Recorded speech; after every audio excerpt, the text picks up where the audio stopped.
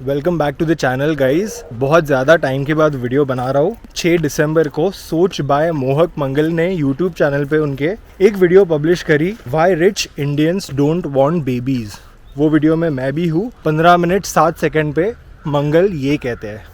2017 की रिसर्च ने दिखाया कि अगर फर्टिलिटी रेट कम हो जाएगी तो अगली सेंचुरी तक एमिशन 35% तक कम हो सकते हैं। साइंस, टेक्नोलॉजी और पैसों से ये प्रॉब्लम सॉल्व नहीं हो रही। मैं अपना कार्बन फुटप्रिंट कम करना चाहता हूँ और बच्चे ना पैदा करना बेस्ट तरीका है। ये कहना था आकाश का, जिन्होंने चाइल्ड फ्री रहने का निर्णय लिया। और इसकी वजह से एक नई फिलॉसफी भी क्रिएट हुई है, एंटी नेटलिज्म। एंटी नेटलिस्ट मानते हैं कि एक बच्चे को इस दुनिया में लाना एक बहुत बुरी चीज है। वो कहते हैं कि इस दुनिया में इतना दर्द है तो हम एक नए मनुष्य को क्यों लेकर आए इस दुनिया में। Might help climate change in a way because अगर इंसान ही नहीं हो गए तो इंसान से जो पोल्यूशन क्रिएट होने वाला है, कंजम्पशन क्रिएट होने वाला है, वो भी नहीं होगा। पोल्यूशन क्रिएट नहीं होगा, कंजम्पशन नहीं होगा, there would be no demand for goods and services. It will naturally affect the climate because the CO2 production would be much lesser. Fertility rate कम हुई तो एमिशंस कम होंगे। इसकी वजह से एक नई फिलॉसफी भी क्रिएट हुई है, कॉल्ड एज एंटी नेटलिज्म, ऐसे मोहक कहते हैं। और फिर वो प्रोसीड करते हैं मेरा वो पैच डालने के लिए वीडियो में, जिसमें मैं क्लाइमेट चेंज को एंटी नेटलिज्म कैसे अफेक्ट कर सकता है वो बताता हूँ।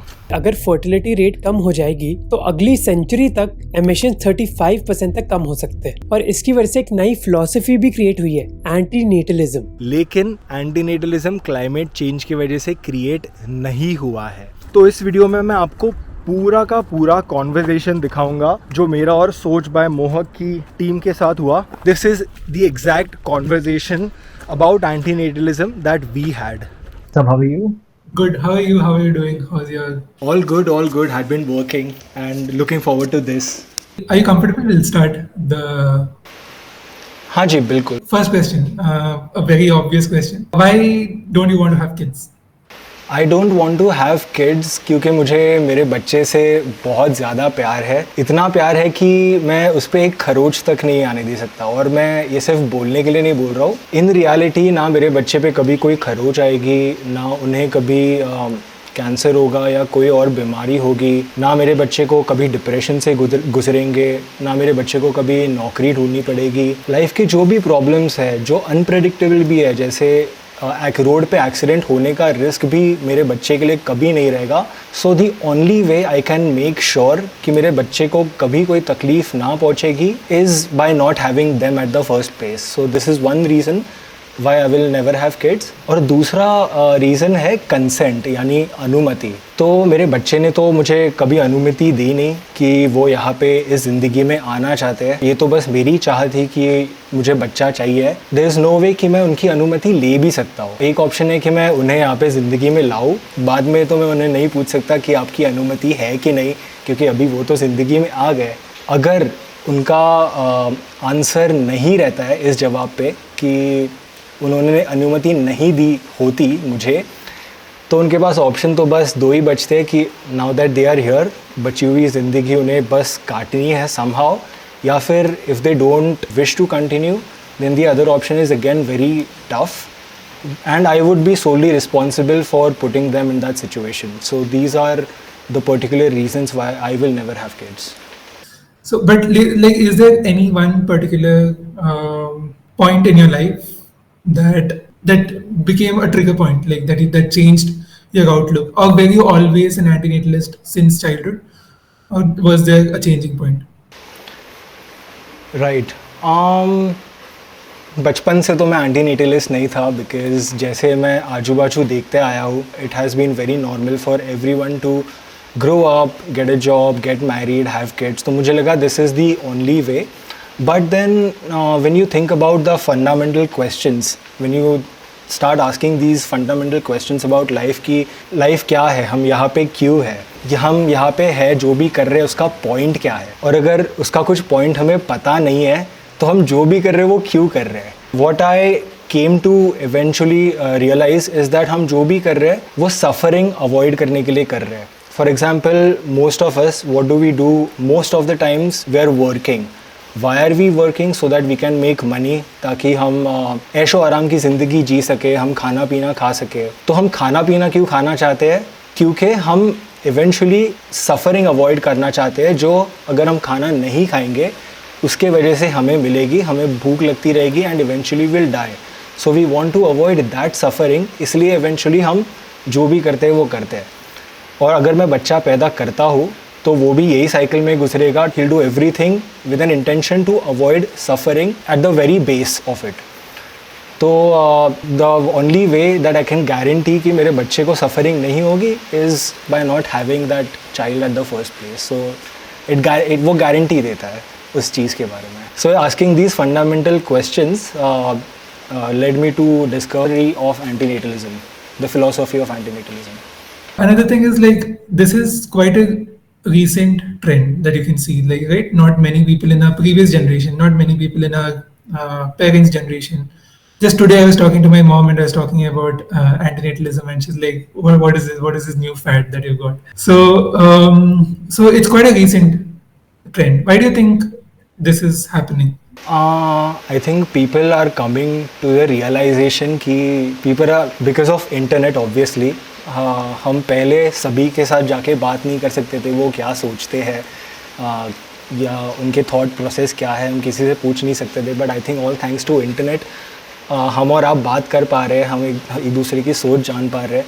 तो I think technology has helped in the term getting much more popular lately. India में अगर आप पूछो तो इंडिया में जैसे आप वर्ल्ड हैप्पीनेस इंडेक्स में देखो, India ranks 136 out of 146 countries. Happiness index के मामले में हम बहुत नीचे हैं.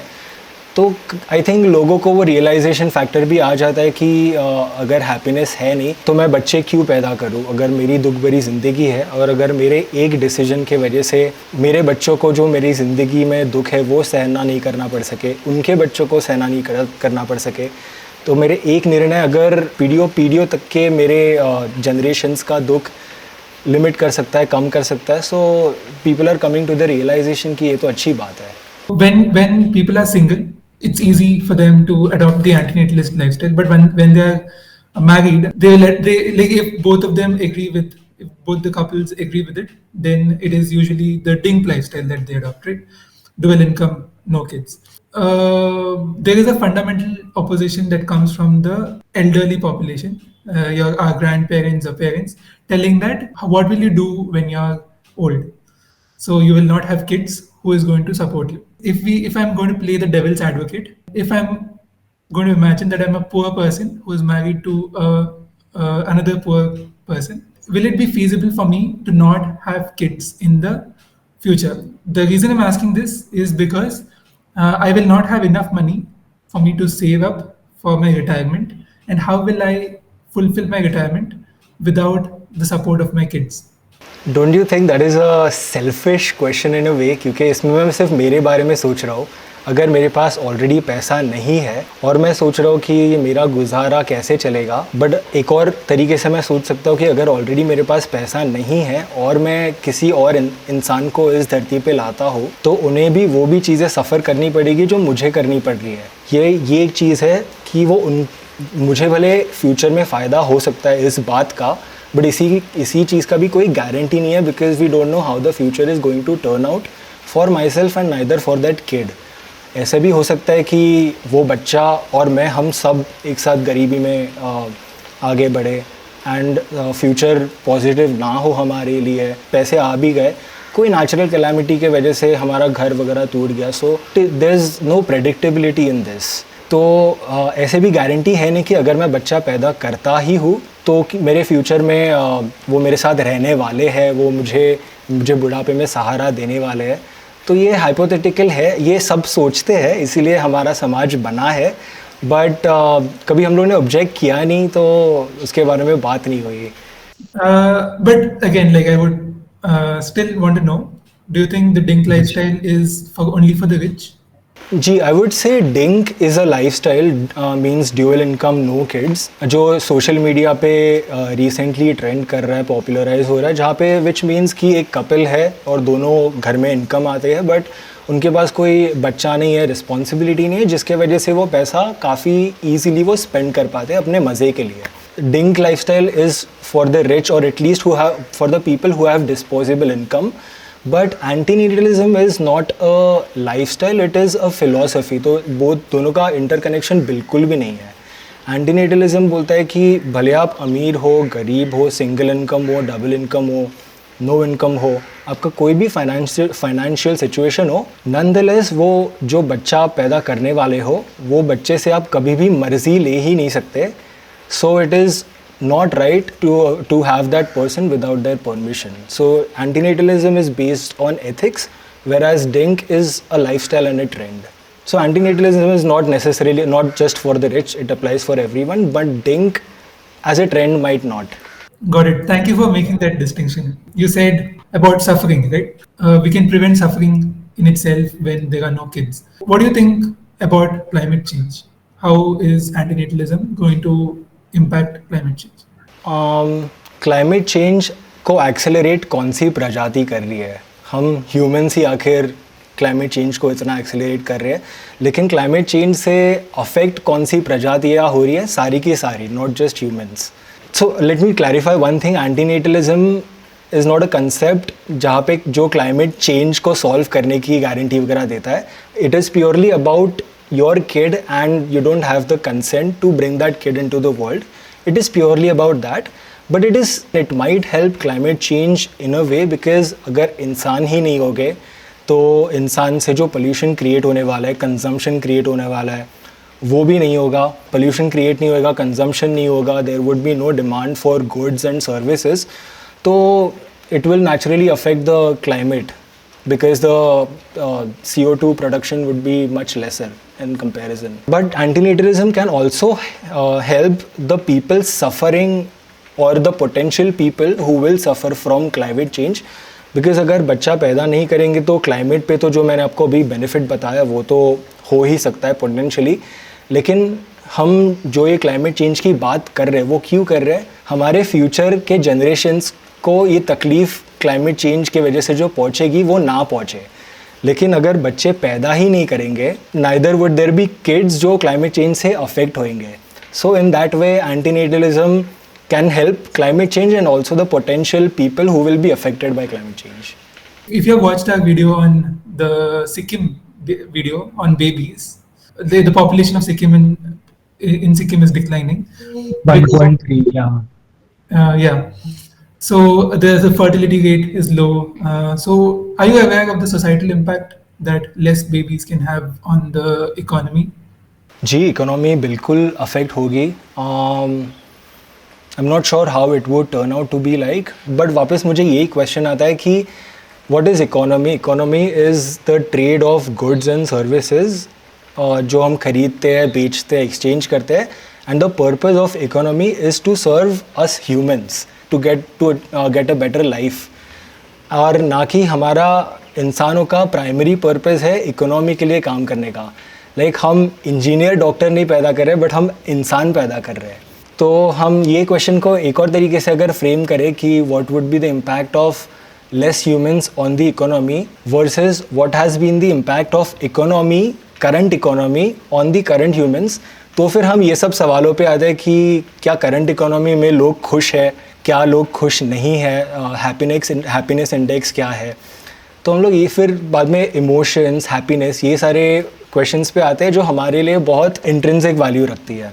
तो it will definitely impact the economy, but वहाँ पे डिमांड भी कम होगा क्योंकि अगर इंसान कम हो गए तो डिमांड भी कम होगा और इंसान काम करने के लिए भी नहीं रहेंगे तो प्रोडक्शन भी कम होगा सर्विसेज का.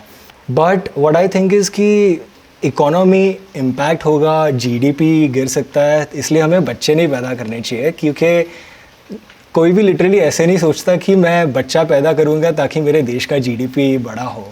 whatever the problems we will face because of the economic decline or the impact on the economy is for us to face and ना कि हम लोग नया जनरेशन क्रिएट करें ताकि जो भी प्रॉब्लम्स है वो हम उन पे थोप पाए. That's it. Actually, I have no more questions. Also, I wanted to know one more thing. Is antinatalism's ultimate goal human extinction? I think the eventual goal for me being an antinatalist is to reduce and eventually end suffering जो मैं मेरे end से कर सकता हूँ. किसी को तकलीफ मुझे पहुँचानी भी नहीं है, भले वो कोई किसी और का बच्चा हो या कोई और भी हो या फिर मेरा खुद का बच्चा हो. तो the goal of antinatalism is to reduce the suffering that is caused by life and not human extinction, because suffering तो ह्यूमंस के अलावा भी है, जानवर भी एक दूसरे को खाते हैं, बट हम लोग सिर्फ एक पर्सपेक्टिव से सोचे कि वो जानवर खा रहा है उसका पेट भरने के लिए, तो हम आधा पर्सपेक्टिव मिस कर रहे हैं अबाउट द पेन जो दूसरा जानवर को फील हो रहा है because of being eaten, because of being chased, because of being eaten. तो एंटीनेटिज्म का purpose just is to reduce the suffering which is unnecessary. जो ऑलरेडी बच्चे हैं नहीं यहाँ पे, हम अननेसेसरी उन्हें यहाँ पे ला रहे हैं और उन्हें जो भी जॉब करना पड़ रहा है, ये करना पड़ रहा है, डिप्रेशन से जा रहे हैं, सोसाइटी के जो भी प्रॉब्लम्स हैं हम उस पर थोपे जा रहे हैं. So the problem is to reduce suffering primarily. That's it from me. Like, do you want to tell any more things about antinatalism? Anything that you would want to tell the viewers? I think इतना ही इसमें काफ़ी कुछ explain हो गया है. I think this could reach out to people and make them think.